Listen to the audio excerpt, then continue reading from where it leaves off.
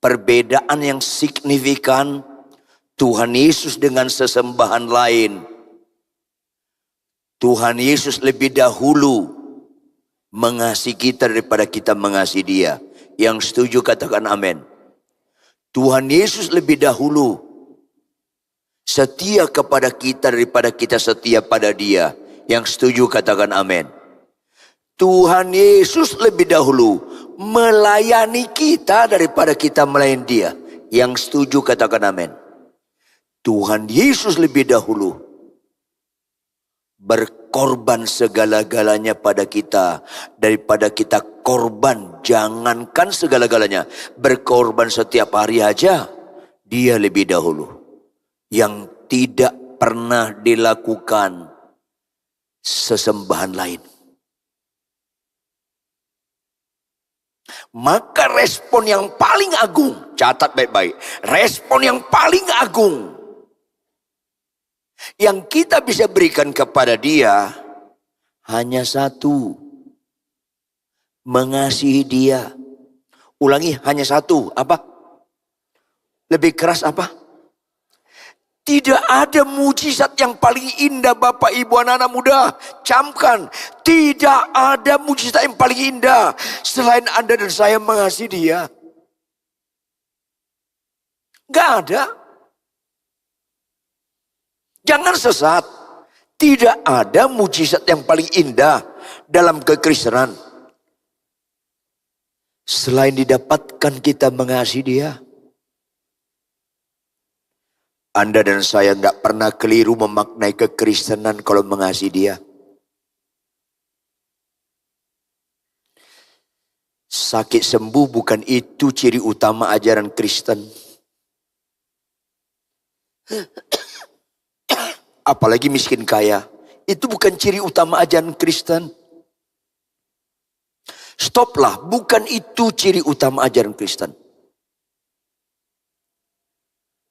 Mengasihi dia itu ciri utama ajaran Kristen. Tepuk tangan yang keras. Karena itu ini menentukan. Sakit sembuh tidak menentukan. Khotbah yang bagus tidak menentukan.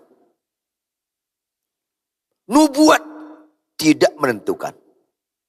Tolong tampilkan operator 1 Korintus 13 ayat 8. 1 Korintus 13 ayat 8. Ini menentukan. 1 Korintus 13 ayat 8. Sama-sama baca Bapak Ibu. 1, 2, ya. Baca sama-sama 1 Korintus 13 ayat 8. Tampilkan di layar. 1, 2, ya.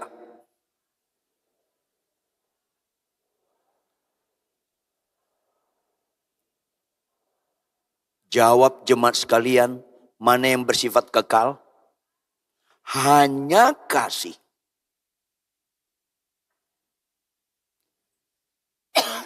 Sementara ini banyak orang Kristen menganggap kalau bernubuat itu hamba Tuhan diurapi. Stop. Tidak sama sekali. Kalau orang mengasihi itu tanda hamba Tuhan diurapi. Jangan salah. Kalau orang berbahasa roh itu tanda dikendalikan roh. Stop. Stop. Jangan ada di antara kita anti bahasa roh. Saya ulangi. Jangan ada di antara kita anti bahasa roh.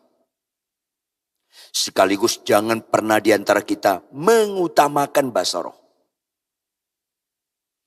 Karena itu tidak menentukan. Kasih menentukan. Iblis itu bapak pembohong. Makin tambah hari, makin dekat kedatangan Tuhan Yesus yang kedua kali. Yang setuju katakan amin. Makin tambah tahun, makin dekat kedatangan Tuhan Yesus yang kedua kali. Tapi stoplah orang yang tahu kapan Tuhan datang. Stoplah kalau ada orang tahu kapan Tuhan datang. Gak ada yang tahu.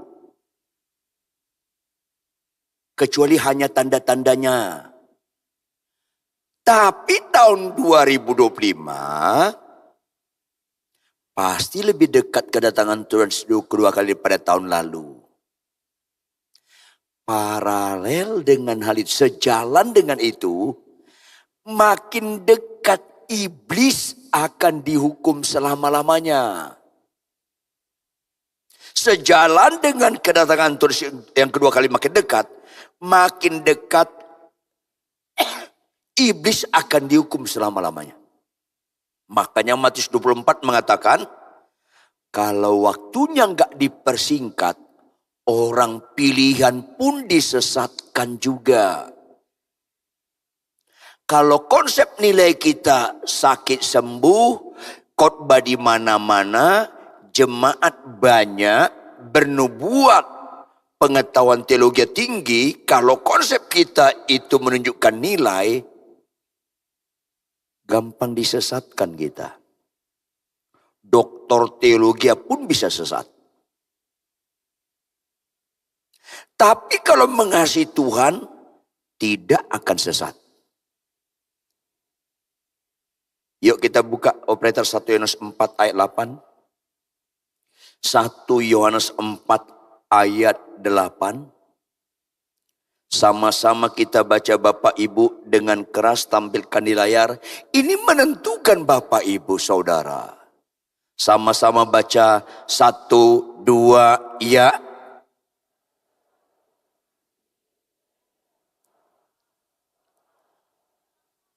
Absolut.